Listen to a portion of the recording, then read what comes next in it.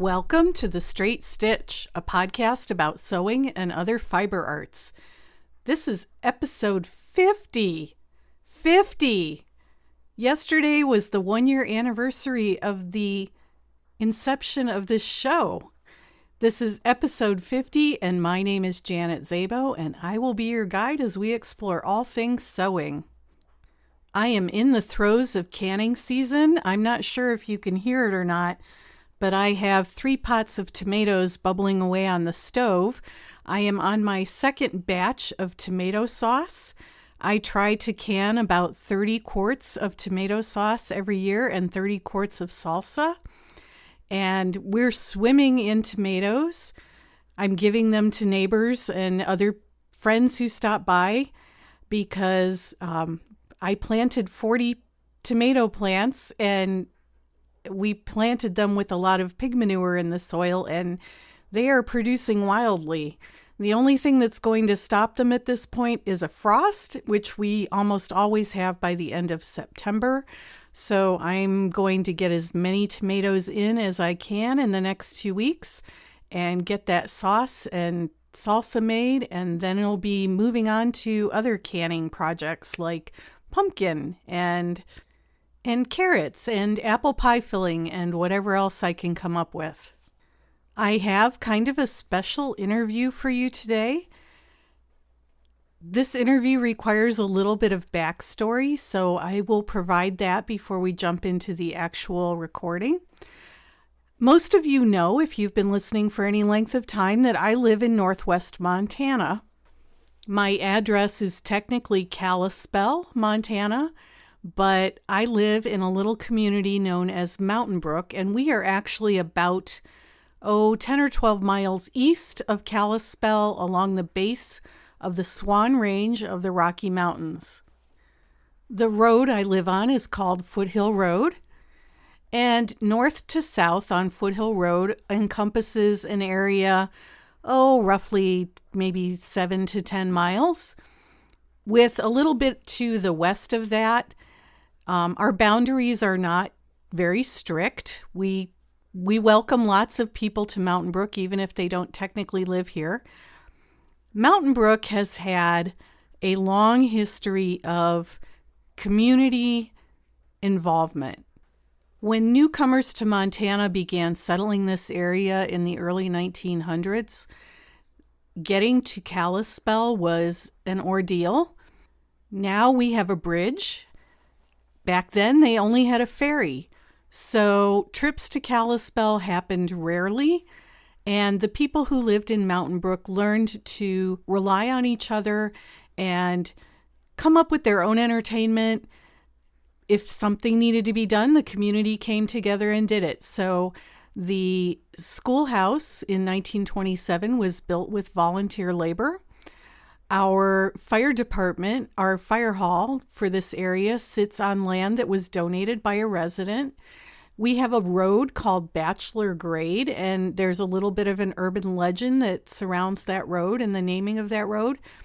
It's said that there was a group of about a dozen bachelors who wanted to get their goods to market, and they hand dug the road because it provided a shortcut to town. You will hear a little bit more about the Mountain Brook Ladies Club during the interview. For the past 20 years or so, almost 25 years, we have had an organization called the Mountain Brook Homestead Foundation, and the 1927 schoolhouse that sits up the road from where I live is on a roughly 1 acre piece of property, and there's the schoolhouse as well as a building that was built in the 1950s, which currently houses a room for our sewing group to meet and also our community library. The old schoolhouse was actually in use until the year before my older daughter entered kindergarten in 1997. When she entered kindergarten, she went up to the more modern elementary school called Cayuse Prairie. But before that, there were still kindergarten, first and second grade meeting at the old schoolhouse. The Cayuse Prairie School District decided a few years ago that they no longer wanted to have responsibility for maintaining the Mountain Brook campus.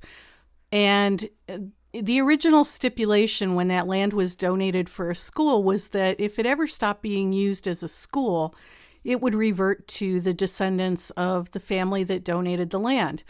So after a search for the descendants of the land, those descendants decided to donate that property to the Mountain Brook Homestead Foundation. I am on the board of the Homestead Foundation. I'm actually the chairman of the fundraising committee, and we are busy trying to raise money because it's not inexpensive to maintain a couple of buildings, and the old 1927 schoolhouse needs a lot of work. So we're mostly using the 1950s era building for the library, and that's where our sewing group meets on Thursdays. There's a lot of overlap between our Thursday sewing group and the Mountain Brook Ladies Club, and also the Mountain Brook Craft Cooperative. And our craft cooperative has its annual sale coming up in 2 weeks. So I thought it would be interesting to interview one of the founders of the craft co-op, as well as my friend Sarah Anderson, who's now our current president, our co-op president. My friendship with Sarah is kind of a funny story, and I'll tell you that too, because Sarah lived in Washington State, north of Seattle, for many years with her husband, and she is a knitter and hand spinner. She is the author of the Spinner's Book of Yarn Designs that was published by Storey Publishing. And to hear Sarah tell it, I think I'll get this right. The way she found me was she was teaching a class, a spinning class, I think in Michigan. And one of the students in her class said, "Oh, do you read Janet's blog?" And Sarah said, "No, I didn't know Janet had a blog." So Sarah started reading my blog, and one day she left a comment and she said, "Guess what? We're moving to Kalispell." She has a son and daughter-in-law and 2 grandchildren who live here in Kalispell. So she and her husband picked up and moved from Seattle to Kalispell. And then we found out that she's not that far away from me. She actually lives up by the elementary school that my children attended. So I thought it would be fun to invite her to our Thursday sewing group. And she started coming to our Thursday sewing group. And when you've lived in Montana as long as I have, you start to sort people into categories. And the 2 categories that I sort people into are people who probably shouldn't be living in Montana because Montana's going to chew them up and spit them out, and people who behave as though they've lived here their entire lives. And Sarah is definitely in that latter category. She might as well be a native Montanan as far as I'm concerned because she fits right in. And everyone in the Thursday sewing group embraced her. She's one of our favorite members, and we made her the president of our craft co-op. As I mentioned, our craft co-op annual sale is coming up in 2 weeks, and I thought it would be a good time to sit down with Carol Edgar and with Sarah Anderson, because Carol is one of the founding members and Sarah is our current president, and get a sense of the history of our organization and where we're going in the future. So I thought it turned out really well. It's a fascinating discussion with both Carol and Sarah, and I'm happy to bring that to you today. I will warn you that the audio is probably not as crisp as it is when I record here at home. I was using my portable setup, and we were in a building that is very close to the road, but I think that you will still enjoy the interview. So without further ado, here we go. Welcome to the podcast, Carol and Sarah. Thank you. Thanks. It is lovely to have you. And we're going to talk about the Mountain Brook Craft Cooperative today. And Carol is going to start us off with some background information. And I will just say that I have lived in Mountain Brook for 31 years. And I am familiar with the Mountain Brook Ladies Club. And the Mountain Brook Craft Co-op is an offshoot of the Ladies Club. So, Carol, why don't you talk about how it started? Well, the Mountain Brook Craft Co-op came about. We laughingly say that we started the co-op because we ran out of relatives to give our quilts to. A lot of the Mountain Brook history involves quilting. And for years we had quilters who did their hand quilting and the art of hand quilting and everything. So several years, well, it was in 2011, the cooperative was started after we had a couple of little markets and we found out that people wanted to buy what we had to sell. So we started with 5 people as subscribers to the cooperative. We worked with the Montana Co-op Development Center over in Great Falls, and we set ourselves up as a cooperative, which is a Montana corporation that basically operates on the everyone is equal, everyone has one share, everyone has that one voice. And so we've been doing it since 2011. And I remember you saying on occasion that they had never seen anything like this before. No. When people think of cooperatives, I think they think of electric cooperatives. They think of agriculture. But they don't think of a group of ladies who sit and sew and knit and crochet forming a cooperative. But we needed some sort of a business format, practically speaking. We didn't want to form a company with having all of the financial aspects and everything like that. And since we'd always shared everything equally, the cooperative system seemed the best one for us, and it's worked really well. And how does one become a member of the cooperative? Well, at first it was we would invite people in. Now we still invite people to apply. There's a little bit of a juried process now, so that we don't try to have, we try to have unique crafters. We have quilters of all sizes and all states of their craft, you might say. Some are excellent, some are very good, some are basic. They all do their own thing and so forth. And in the last few years, we've had people who want to join because our one purpose is to market. The entire purpose of the cooperative is just to help our members sell their products. And so we have people, they apply. We have a short jury process. And a couple of years ago, we added a wonderful new quilter who took us in the modern range rather than, we were used to the half square triangles and all this kind of stuff. And here she comes in with these bright splashes of color and just amazing, amazing quilts. So we're always looking for people who want to join. I do, however, always caution them of that we do pay our taxes and we do report our taxes. So this is not, we are a corporation and we operate that way. So each member gets one share and the cost of the share is? $1. That's traditional because the Mountain Brook Ladies Club membership dues started off in the 1930s as 10 cents a month or $1 a year if you paid it all at once. So the traditional share in anything Mountain Brook ladies do is $1. So you started with 5 members and we now have 19. Uh-huh. And they cover all sorts of different craft media, everything from quilting to, we have someone who does book art. Yes. We have a painter. We have crochet, we have knitting, we have sewing. We have jewelry. We have yep.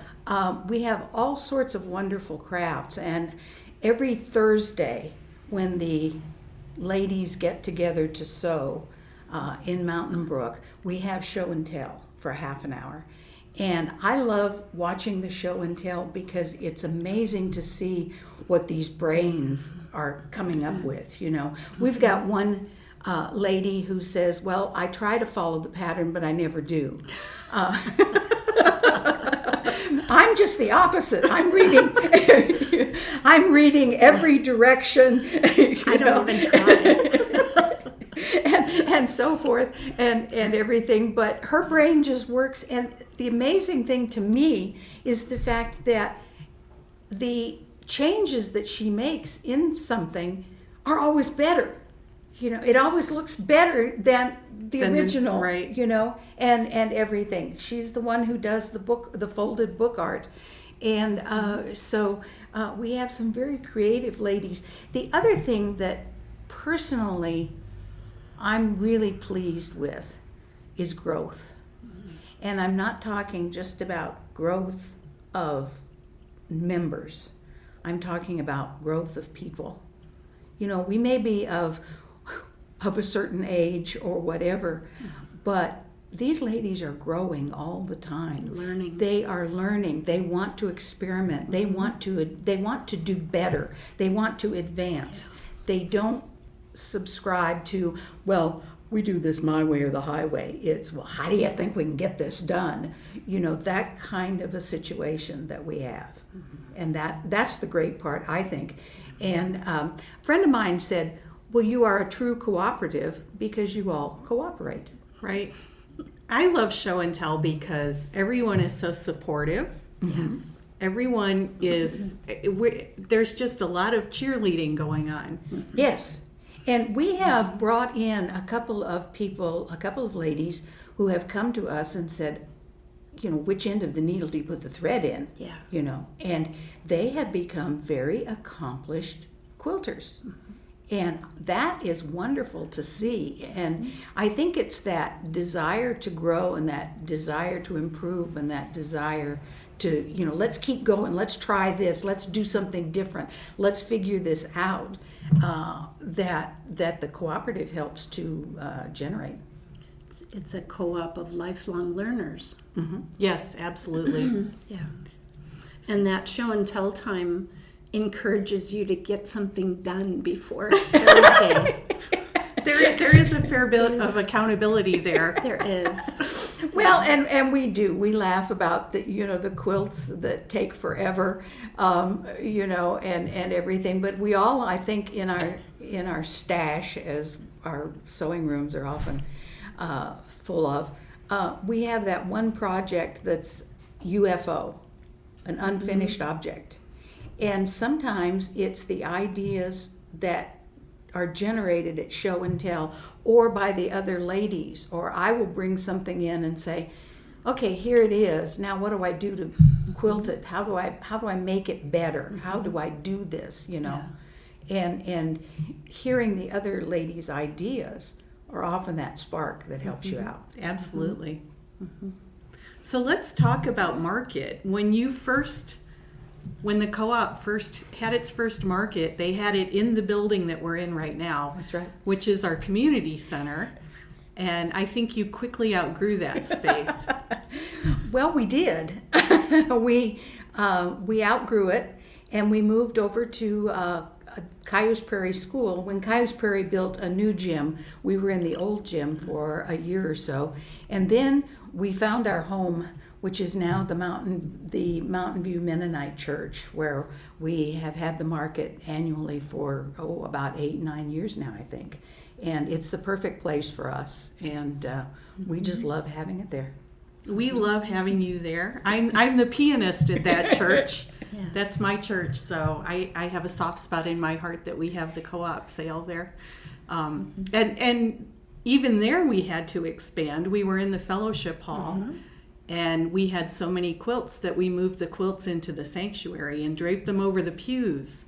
Oh, it's so beautiful. Too. It really is. It's a stunning display. Yeah. Well, and I think that also says we like to keep busy, And I grew up, my grandmother was one of these people that, a little story about her. We grew up in Great Falls, and my grandmother's birthday was in January. And she asked about getting her birthday present would be a spotlight on the garage. And my father said, well, are you worried about protection? Are you worried about the neighborhood? And she said, oh no, that's so I can garden after dark.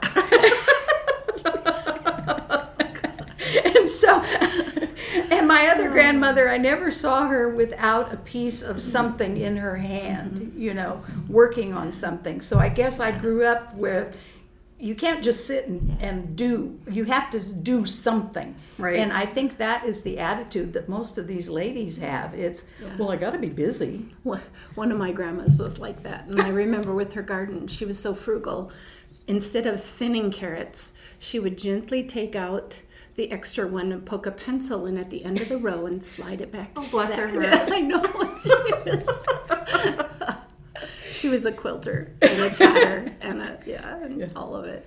Well, and you know, the history, I've been doing my degree was in history and I didn't use it very much, but I was doing some research recently on quilts, you know, and everything. And the quilts at first that we know as crazy quilts were made from just about anything that they could find.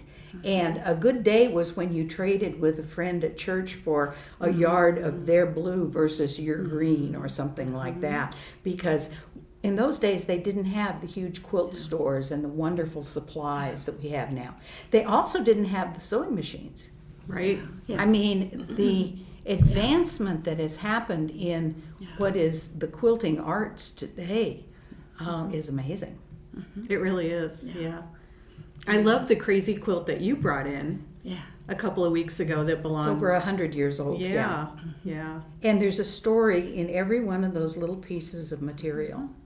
And that's I had that quilt out and I showed it to my cousin. We share a grandmother, a great grandmother.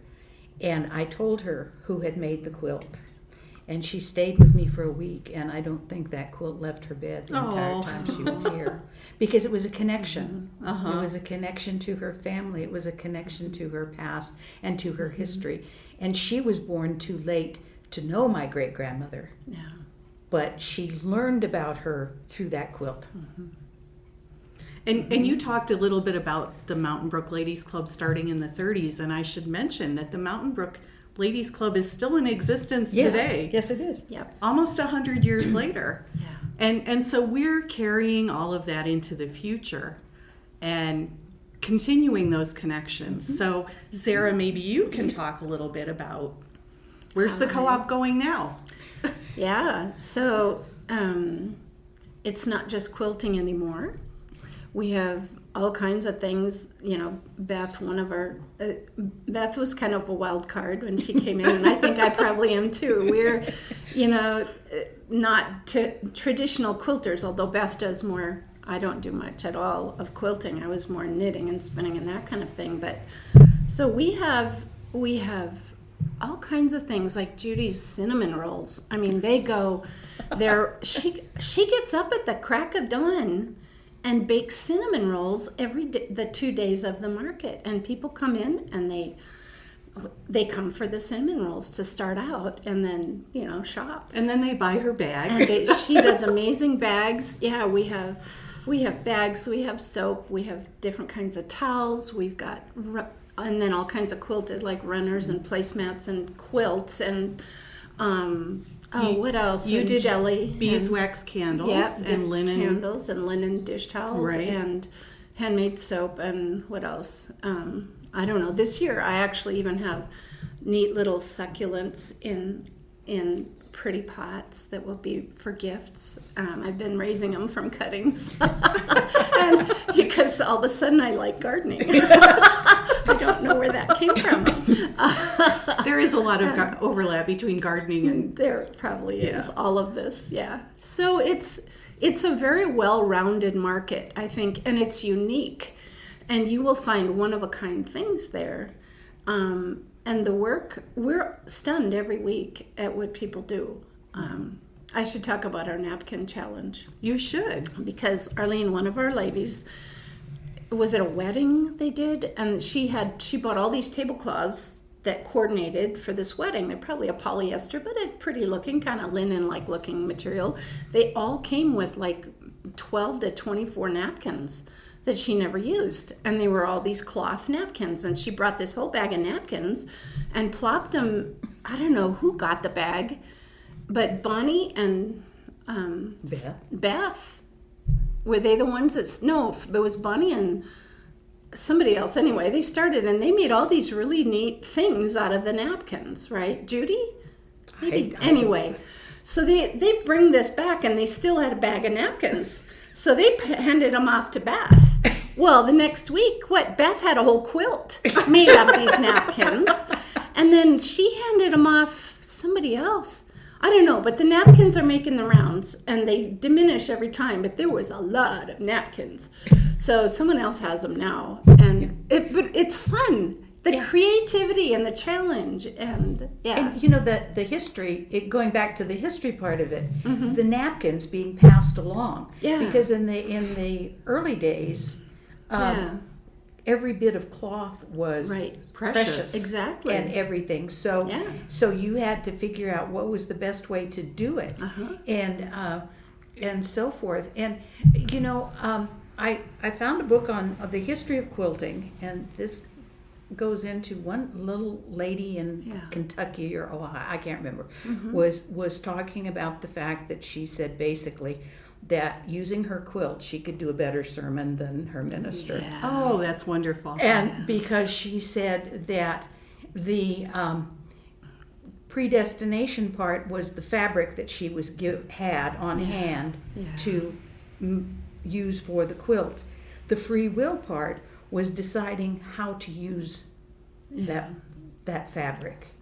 And I thought, whoa, that really is because everyone thinks about it differently. Everyone looks at our world differently and so forth. And the quilts mirror that. Right. And they also mirror people's interests, If people are interested in horses, they will do something, or their style, or something that they grew up with. And some people are perfectly comfortable staying with the traditional and what they do. Other people are excited to go and expand, and we support anybody who wants to do anything. Yeah. It's a very encouraging and supportive group. And I know we're really diverse in our beliefs, our politics, everything, but it's like a family almost. We hold together. We're not bickering. I mean, we're very different. Yeah. So it's always exciting and different and interesting. Right.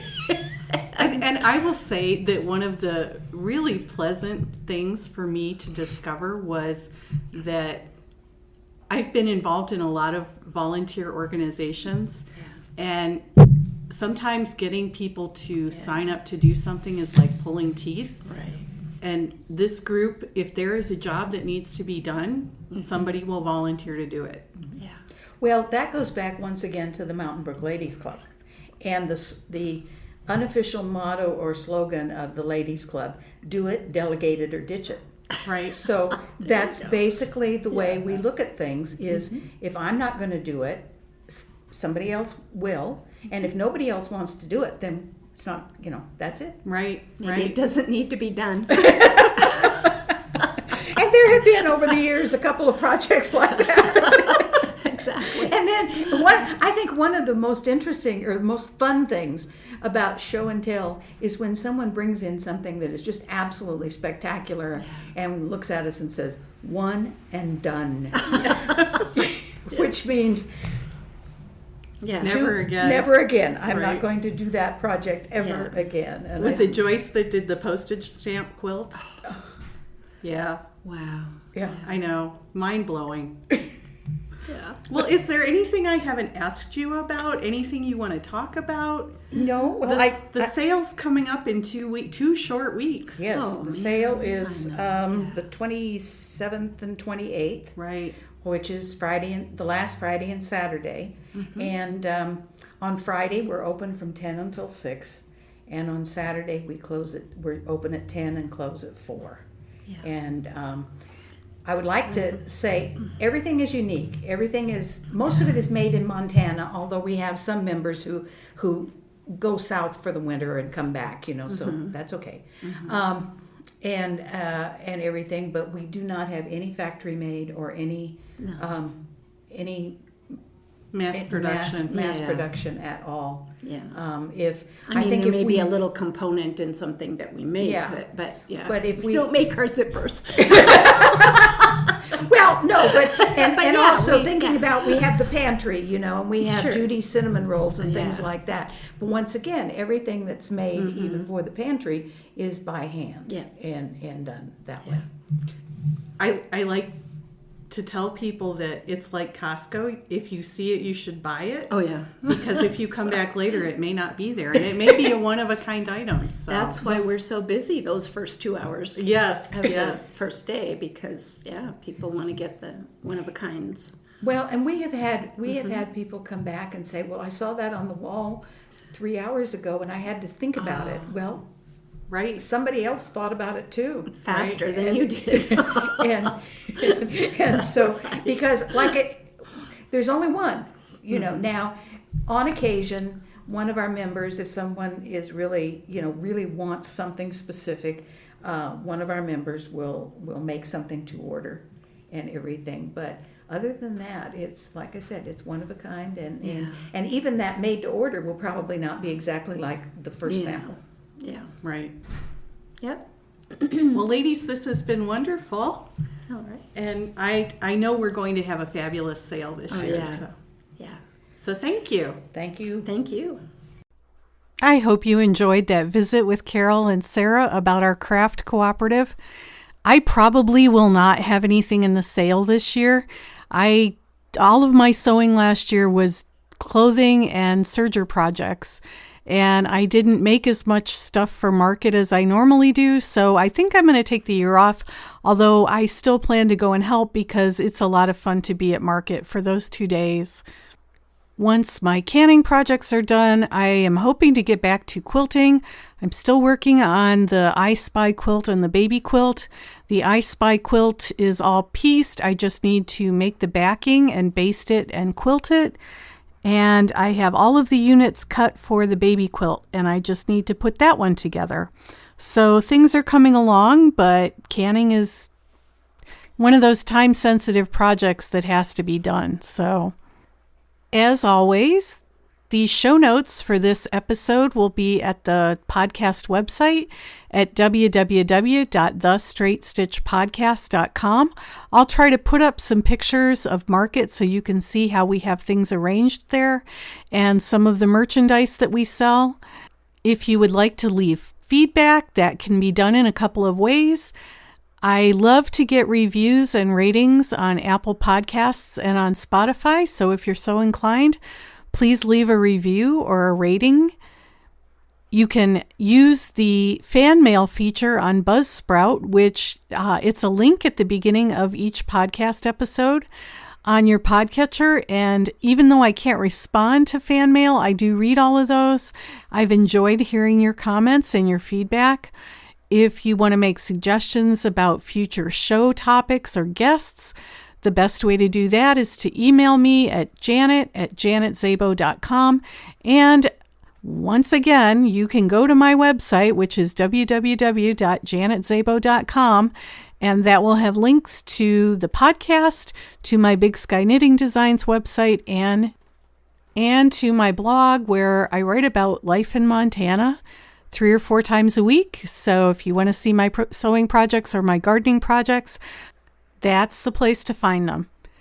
I hope you have a great week, and until our next episode, I also hope you get to go sew something.